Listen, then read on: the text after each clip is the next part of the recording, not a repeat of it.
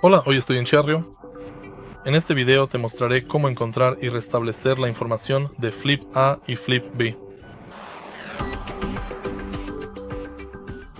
Al principio, echa un vistazo al lado derecho del volante y navega por el cuadro de instrumentos presionando estos dos botones.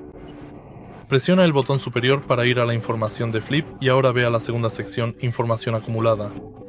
Aquí puedes encontrar y restablecer el tiempo de viaje, el consumo actual de combustible y la distancia recorrida. Mantén presionado el botón OK para restablecerlo. Ahora podemos ir a la información de conducción para restablecer la información de Trip B. Mantén presionado el botón OK para restablecerlo. Y básicamente eso es todo. Si este video te resultó útil, por favor deja un like, comenta y suscríbete.